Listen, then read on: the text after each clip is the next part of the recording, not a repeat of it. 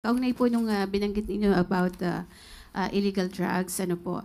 May we know po kung anong mga barangay, kahit ilan lang po, no, yung 427,000 na binabanggit ninyo na na-cleared na sa illegal drugs? Okay, sa ngayon, yan pa lang po ang ating natanggap at wala po tayong detalye patungkol sa barangay. Saan pong area itong Balay Silangan Drug Centers?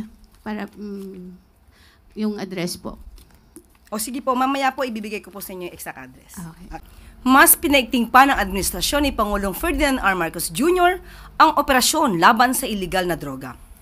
Sa datos ng Philippine Drug Enforcement Agency o PDEA, mula July 2022 hanggang May 2025, umabot na sa 62.17 billion pesos na halaga ng dangerous drugs ang nakumpiska ng ahensya.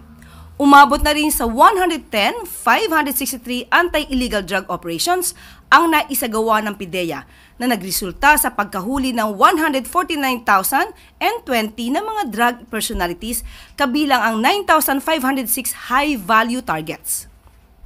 Mula July 1, 2022 hanggang May 31, 2025, umabot na sa 4,027 barangays ang naideklarang cleared sa illegal drugs. Ito ay sa ilalim ng Barangay Drug Clearing Program.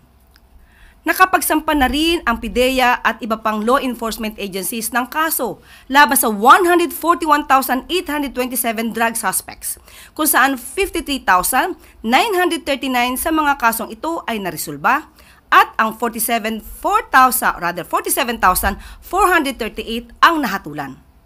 Alinsunod na rin sa direktiba ng Pangulo na palakasin ang drug demand reduction activities upang malayo ang taumbayan sa illegal na droga.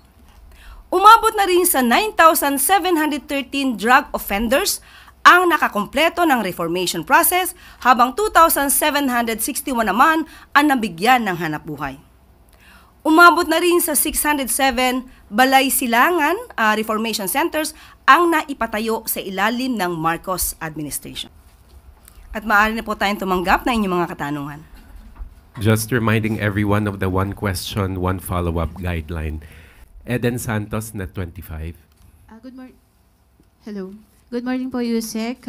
Kaugnay po nung binanggit ninyo about illegal drugs, ano po. May we know po kung anong mga barangay, kahit ilan lang po, no, yung 427,000 na binabanggit ninyo na na-cleared na sa illegal drugs? Okay, sa ngayon, yan pa lang po ang ating natanggap at wala po tayong detalye patungkol sa barangay. Hingin po natin mula sa PDEA at ibang law enforcement agencies yung sinasabi po nating barangay.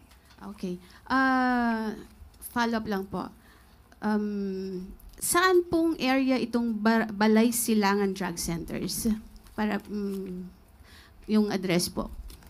O sige po, mamaya po ibibigay ko po sa inyo yung exact address. Okay. Okay, salamat po. Thank you.